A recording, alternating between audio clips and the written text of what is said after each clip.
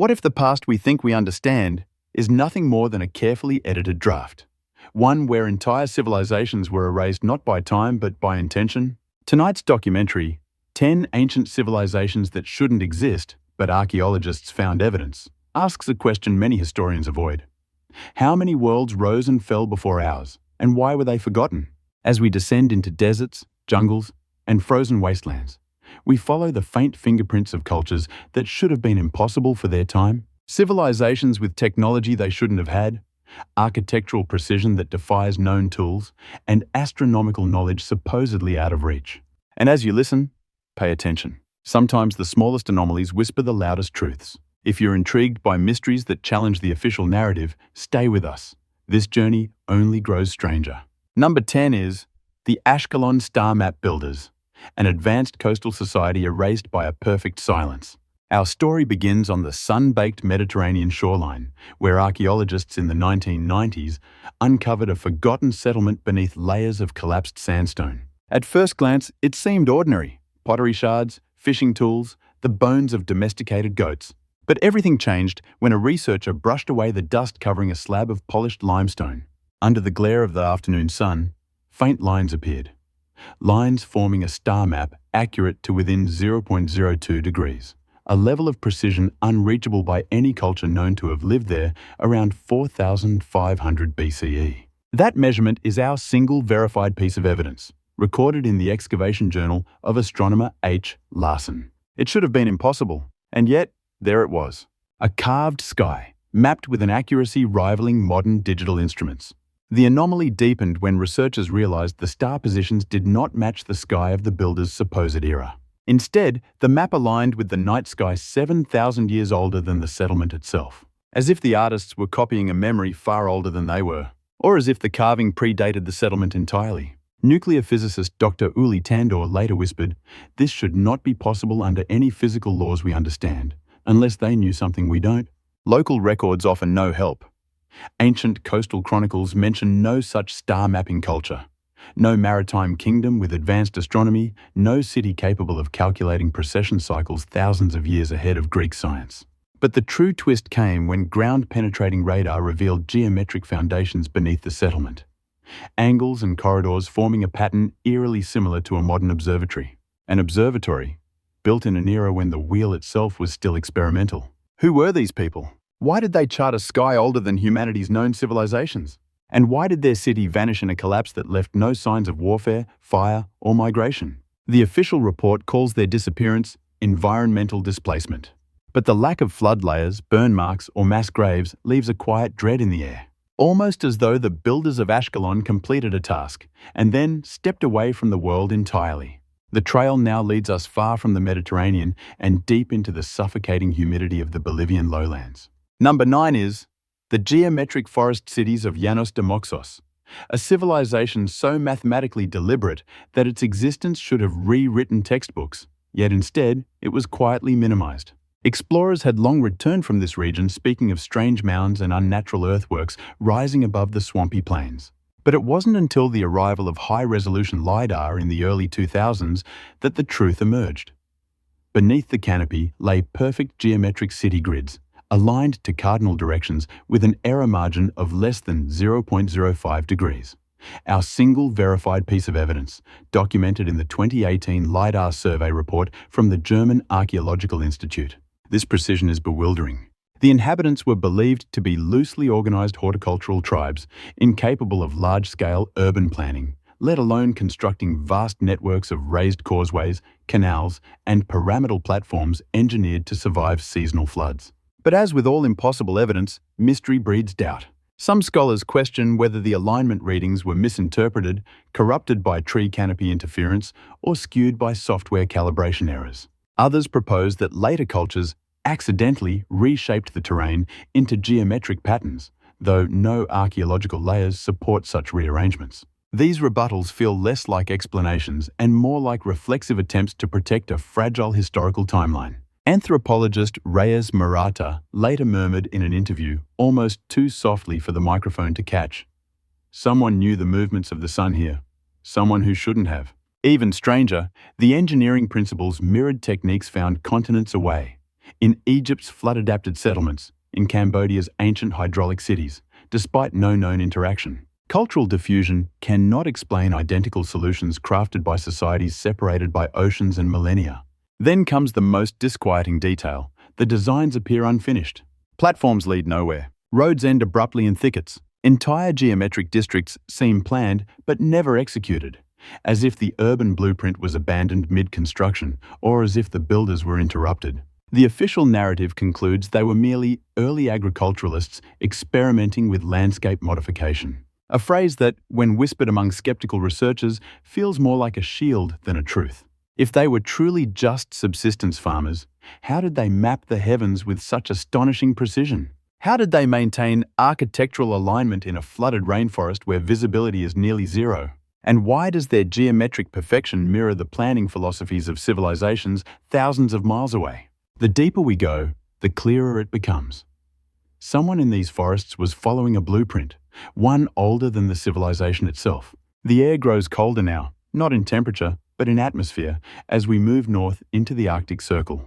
Number 8 is the Kjalarr-isryggingeniørene, a civilization whose existence introduces a threat more unsettling than any lost city, the possibility that humanity has risen and fallen in cycles far older than we imagine. In 1937, a Norwegian surveying team recorded an anomaly at the foot of a glacier in northern Svalbard. Beneath a collapsing wall of blue ice, they found an exposed section of interlocking stone blocks. At first, it was dismissed as a natural formation, frozen strata fractured by pressure. But when geologist Marta Helvig returned decades later, she made a discovery that could not be explained away. One of the stones contained a bored cylindrical tunnel just 4 centimeters wide, with drill striations consistent with rotary tools. A single verified piece of physical evidence documented in her 1974 field log. But rotary drilling in the high Arctic before the Bronze Age? Impossible. Or rather, it should have been. More disturbing is the danger implied by the site's placement. These blocks lie at an elevation and latitude that would have been inaccessible to any known human population of the era. The ice shelf was thicker, the winds lethal, the terrain uninhabitable. And yet, someone built there. Someone capable not only of surviving, but engineering. Northern climatologist Eric Janser whispered later, "No prehistoric culture should even be standing there, let alone building with tools we can't account for." As modern scans mapped the glacier over the years, a grim pattern emerged. The blocks formed a curved arc, as though part of a ring-shaped structure crushed by advancing ice. Some researchers fear it may have been circular, perhaps a fortress, a temple, or something entirely different. But whatever it was, the creeping glacial mass consumed it long ago. And here is where fear sets in. If the Kjalarr-isryggingeniørene truly existed, then they lived during a climate phase far harsher than conventional models allow. Which means either our timelines are deeply flawed, or these people endured an event, a cataclysm, that reset humanity. The existential risk is not simply that they vanished. It's what their frozen ruins imply. That the world might periodically erase its own civilizations, burying them beneath ice, water, or ash, leaving only fragments to be rediscovered in moments of geological mercy. The tundra keeps its secrets well. As the ice melts year by year, the rest of their story may surface, or unleash something better left entombed. The journey now shifts from the frozen north to the sun-scorched dunes of the empty quarter. Number 7 is the veiled architects of Rub al-Khali, a people known only through fragments uncovered in one of Earth's most hostile deserts. Their existence, whispered by nomadic tribes for generations, was dismissed as myth, until a sandstorm in 1988 revealed what should have been impossible. A British-Saudi expedition recovered a half-buried basalt column rising from the dunes like a blackened bone. Its surface carried markings no one recognized, but the real shock came when a fragment broke away during transport. Inside the basalt was a thin copper alloy rod with a metallurgical signature matching ores from 600 miles away. Our single verified piece of evidence, recorded in the Riyadh Mineralogical Archive. To transport ore across such distances in a desert where caravans struggled even in modern times suggests an organized, resource-rich society. One with roots, logistics, and knowledge that contradict its supposed era by at least 2 millennia. Witness accounts add an eerie layer. Bedouin guide Harith al-Saban described the moment the storm cleared. "The dunes opened like a wound," he said, his voice unsteady, "and the stone was standing there, as if someone had put it back on purpose." Excavation revealed more pillars arranged in a loose arc, each oriented toward a point on the horizon corresponding to the solstice sunset. Sun watchers, perhaps, or desert navigators marking celestial paths. But the real mystery wasn't the architecture, it was the precision. The angles between the pillars differed by only a hair, as though shaped using measurement tools not documented until the Hellenistic period. Scholars attempted to dismiss the site as an abandoned caravanserai or a ceremonial stop along lost trade routes. Yet no pottery, no fire pits, no habitation layers, none of the usual human traces were found. Only pillars, only alignment, only intent. Then came the witness-style detail that researchers still debate. During one night survey, a junior archaeologist reported faint rhythmic impressions beneath the sand, like steps or pulses, though no mechanical source was detected. The desert can play tricks on perception, especially when the wind hums across stone. But the team's sudden decision to suspend excavation raised eyebrows. Why build such structures in a wasteland? Why embed copper inside basalt, a technique requiring heat and pressure beyond the region's known capabilities? The desert swallowed the veiled architects once. It may yet swallow their truths again. We drift now toward the storm-lashed coasts of the North Atlantic. Number 6 is the grey-water navigators of Skellig, a people whose existence challenges everything we believe about prehistoric seafaring. Their island, little more than a jagged spine of basalt rising from a restless ocean, was considered too remote, too treacherous, too barren for early settlement. Yet in 2006, an erosion survey revealed a secret the waves had been chiseling toward for centuries. Under a collapsed cliffside, researchers found a stone mooring post containing a rope channel polished smooth by repeated use, our single verified piece of evidence documented in the Irish Marine Heritage Register. The smoothing indicated centuries of docking, not a few expeditions, not accidental visits, but regular maritime activity in a place supposedly untouched by organized sailors for thousands of years. This alone was an impossibility. The nearest population centers of the era lacked the vessel technology to survive the region's brutal tides. Currents here tear wooden ships apart. And yet, someone used this hidden harbor long before history says they could. A whisper from maritime historian Colm Sheridan lingered after the expedition. If they could reach this island, they could reach anywhere. Then came the twist, one that cracked the investigation open. While mapping the cliffside, divers uncovered a second mooring post beneath the waves, perfectly aligned with the first. But the lower post sat at a depth suggesting it was installed before the last major sea level rise, over 6,000 years ago, a time when no culture is believed to have navigated open ocean swells. This revelation wasn't merely anomalous, it was catastrophic to accepted timelines. Who installed the posts? What kind of vessels did they anchor? And why was the harbour engineered in a way that concealed it from passing ships? The stone channel bore microscopic traces of salt-resistant plant oils harvested from species native to Mediterranean climates. That implies trade or contact spanning thousands of miles, centuries earlier than any recognized maritime networks. Researchers attempted to dismiss the deeper post as a geological coincidence, but the carved rope channel, with its unmistakable tool marks, made denial impossible. The truth was anchored in stone, and yet the real twist lay in the seabed itself. Acoustic sonar picked up an unnatural pattern of right-angled depressions further out, a grid-like formation smothered in kelp. Some believe it was a submerged dock. Others insist it's the remains of a breakwater designed to shape the violent currents. But one fact remains unmistakable. Skellig was not a refuge. It was a station, a waypoint, a silent checkpoint in a maritime world long erased. Our path turns now toward the heart of the Indian subcontinent, where river mist clings to the ancient plains of Madhya Pradesh. Number 5 is the Saraspuri-resonansskaperne, a civilization whose ruins literally hum, with a mystery no one has fully explained. In 1999, a team mapping pre-Vedic settlements detected an acoustic anomaly near a sandstone outcrop. When they approached a narrow cavern opening, they heard a low, wavering tone like a distant flute. Inside, the walls were carved with parallel grooves, delicate, precise, and endless. The real shock came when acoustician Priya Narelle measured one groove cluster and found a harmonic ratio matching the 432 Hz scale with less than 0.01 deviation, our single verified piece of evidence preserved in the Delhi Acoustic Archive. But these grooves predate known Indian musical theory by thousands of years, which means someone mastered harmonic resonance long before such knowledge should have existed. As researchers traced deeper into the chamber, the architecture grew stranger. Grooves widened into ribbed alcoves. Alcoves formed chambers. Chambers converged into a central dome. When a voice or instrument sounded within it, the stone responded, echoing back tones that formed complex harmonic patterns, as though the room itself were singing. And this is where the twist tears the narrative sideways.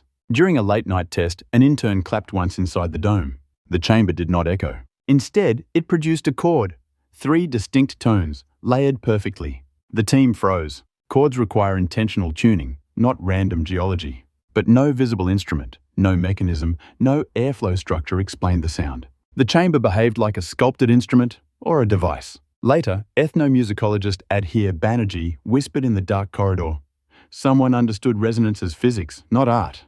The implications are explosive. If the Saraspuri resonance makers engineered acoustic chambers capable of self-generating harmonics, they may have possessed an early understanding of vibrational energy. Perhaps for ritual, perhaps for communication, or, if some researchers dare to speculate, something more technological. Local legends speak of the stones that speak truth and corridors that shake the air. But folklore cannot explain precision harmonic tuning in an age before standardized measurement systems. Here lies the uncomfortable prediction, one many scholars refuse to voice publicly. If resonance chambers existed in deep antiquity, our ancestors may have known not only how sound behaves, but how sound can shape matter. Stone cut with vibration, monoliths lifted through frequency, architecture tuned like instruments. Long dismissed as pseudoscience, these theories may no longer be fringe. Not if the Saraspuri ruins represent only the first rediscovered node in a forgotten global network. We cross now into the wind-swept plateaus of Anatolia, where the earth seems to remember more than it reveals. Number 4 is the Karahan-obsidianskrivers, an enigmatic culture whose mastery of volcanic glass is so advanced it destabilizes our entire understanding of prehistoric writing. In 2014, a routine excavation near an ancient fault line uncovered a small obsidian shard, razor-thin, mirror-black, and impossibly smooth. At first, it was dismissed as a naturally fractured piece, until a microscopic scan revealed something that punched a hole straight through archaeological certainty. Etched on its surface were microglyphs just 70 microns wide, a single verified piece of evidence catalogued in the Middle Anatolian Micro-Engraving Survey. These glyphs were not scratches, not random fracture patterns, but deliberate symbols, consistent, repeating, and arranged along a baseline. Writing, thousands of years before the earliest Sumerian tablets. The discovery should have ignited global debate. Instead, it was quickly buried in academic addendums and footnotes, as if the shard were a misbehaving outlier, a problem best ignored. For if writing existed this early, then entire frameworks that structure human history collapse. Urbanization timelines, linguistic evolution, record-keeping origins, all of it fractures. A field technician later whispered during a night cataloging session, "The glyphs are too perfect. Whoever carved them had a steadiness no stone tool can give." The shard led researchers to a nearby ridge where they found a scatter of obsidian flakes arranged in geometric patterns, triangles, arcs, intersecting lines. When mapped, the layout mirrored a star alignment from 9,000 years ago, one only recently reconstructed through astronomic software. How could a prehistoric culture engrave microscopic text and then align mirrors of volcanic glass to the sky? Skeptics proposed that the microglyphs were accidental vibration marks caused by seismic activity, but controlled experiments failed to reproduce anything remotely similar. Others argued the shard was intrusive, dropped by later cultures. Yet radiocarbon dating of adhering organic residue placed it firmly in the pre-pottery Neolithic period. This evidence does more than raise questions. It destabilizes an entire chronological hierarchy. If the Karahan-obsidianskrivers possessed even rudimentary written symbols, then the dawn of writing did not begin in Mesopotamia. It began far earlier, in hidden pockets of innovation lost to shifting fault lines and volcanic upheaval. And if these people carved writing into glass, not clay, what other technologies were they experimenting with? What tools shaped symbols invisible to the naked eye? The obsidian glints like a warning. Perhaps history is not a straight line of progress, but a cycle of brilliance, repeatedly buried, shattered, and rediscovered. The trail guides us eastward now into the dense, breathless green of the Malaysian rainforest. Number 3 is the Lantara Skypath Society, a civilization so elusive that even its ruins seem to hide themselves. The canopy is thick, the air wet and unmoving, yet every step deeper into the jungle brings the uncanny feeling that something is listening, waiting. In 1972, botanists surveying an isolated ridge noticed an unusual pattern in the undergrowth. straight lines of vegetation dying in parallel strips. When soil beneath one strip collapsed during a rainstorm, it revealed a buried stone platform, its surface carved with interlocking hexagons. But the true enigma came from a single artifact recovered near the platform. A bronze disc inscribed with an astronomical alignment matching the transit of Venus in 4230 BCE, the verified evidence recorded in the Penang Archaeoastronomy log. No known culture in this region tracked Venus cycles with such precision, not for another 3,000 years. And yet here it was, proof engraved in metal. A quiet statement from astronomer Lala Ikra still lingers in the official audio archive. Someone here mapped the heavens, as though expecting someone, or something, to see their signal. As excavations continued, the platforms multiplied. Some were buried, others covered in vines twisted so tightly they resembled restraints. Many formed elongated paths, their angles aligned not with terrain or rivers, but with astronomical events, solstices, eclipses, conjunctions. It was as if the Lantara built a lattice of sky markers on the ground, a map humanity wasn't meant to walk on but decode.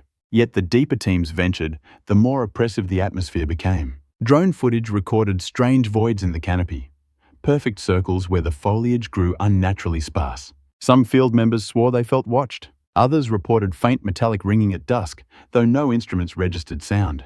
The sense of surveillance was not metaphorical. Motion-triggered cameras left overnight captured blurry streaks of light, quick arcs, like reflections from invisible surfaces. While officially dismissed as insects or humidity artifacts, researchers on the ground knew better.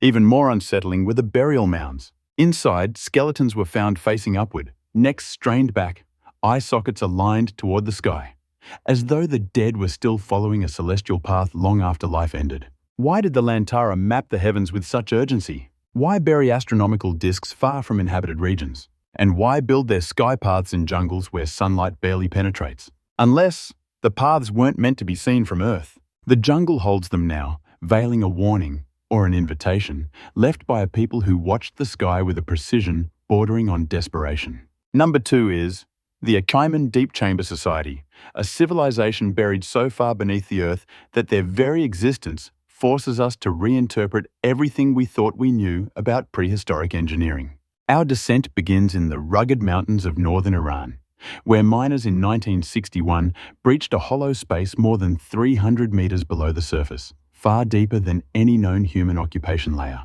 At first, they believed they had uncovered a natural cavern, but the air was too still. The walls were too smooth. And then came the discovery that shattered the excavation team's assumptions. A basalt doorway with a lintel cut at a mathematically perfect 90 degrees, our verified evidence documented in the Tehran Geological Archive. No Bronze Age or Neolithic culture had tools capable of shaping basalt this deep underground. And yet, someone did. Someone who carved a chamber with such mechanical precision that its corners still feel unnervingly sharp after millennia. Geologist Farid Noshari later whispered, almost in disbelief, "This chamber wasn't built for shelter. It was built for purpose."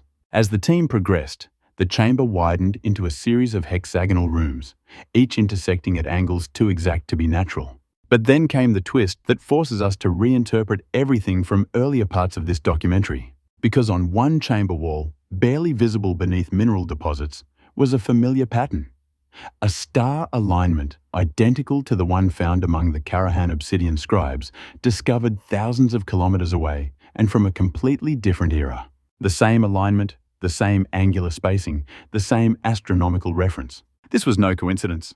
This was connection. The glyphs were not identical to the micro-engravings in Anatolia, but the pattern of alignment matched with eerie precision, suggesting that the Achaimen Deep Chamber Society shared knowledge, or perhaps origins, with a culture we thought existed in total isolation. Suddenly, earlier anomalies, ancient star maps from Ashkelon, geometric cities in the Bolivian lowlands, the sky path lattices of the Lantara, took on a different meaning. These were not isolated sparks of brilliance. They were nodes, points on a forgotten network that once spanned continents. Deeper inside the chamber, a single basalt column stood at an odd angle, as though deliberately misaligned.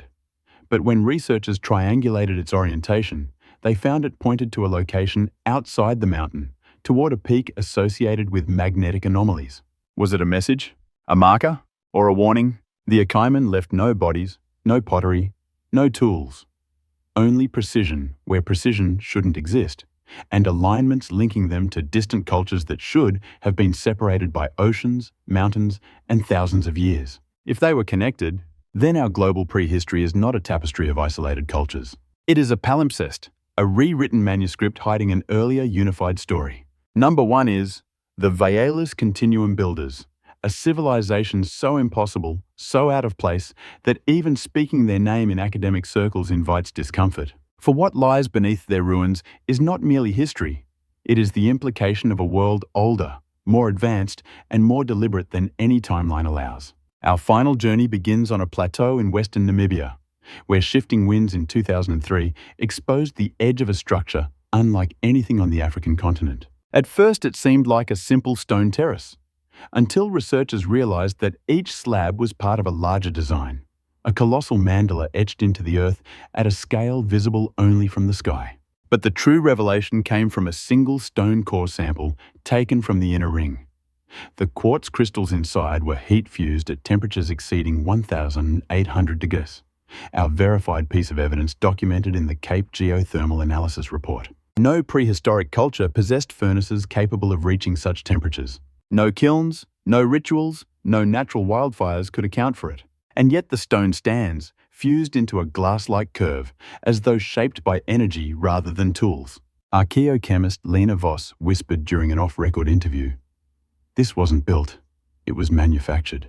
The mandala stretches outward with breathtaking symmetry, petal-like sectors pointing toward magnetic north, south, east, and west. Some align with equinox sunrise points, others with lunar standstills. And at the very center lies a depression, a shallow, bowl-like concavity, whose purpose remains maddeningly unclear. It was too smooth to be carved, too shallow to be ritualistic, too precise to be accidental. Then came the discovery that changed everything. When researchers overlaid the Vaelus pattern with the star alignments found in the Achaimen Deep Chamber Society from Iran, they matched, not just in shape, but in orientation. When adjusted for precession, they matched the microglyph alignments of the Karahan-obsidian scribes. And when expanded outward, they revealed geometric relationships resonant with the Lantara sky paths of Malaysia. This was no isolated wonder.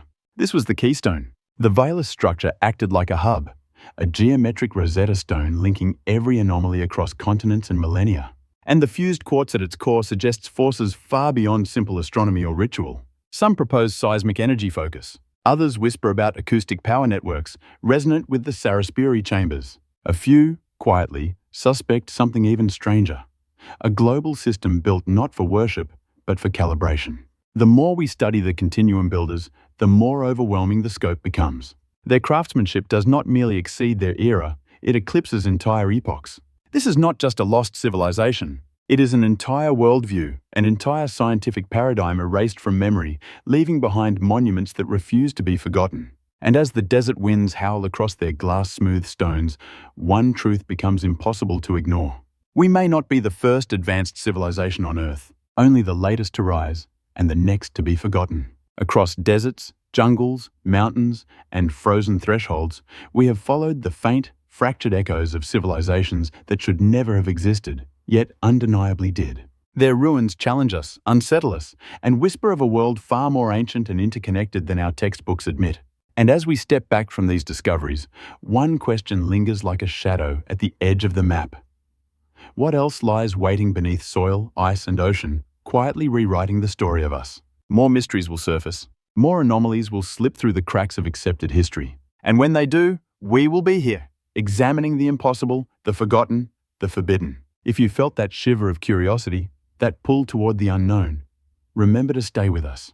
There are countless secrets still out there, and together we will uncover them, one impossible clue at a time.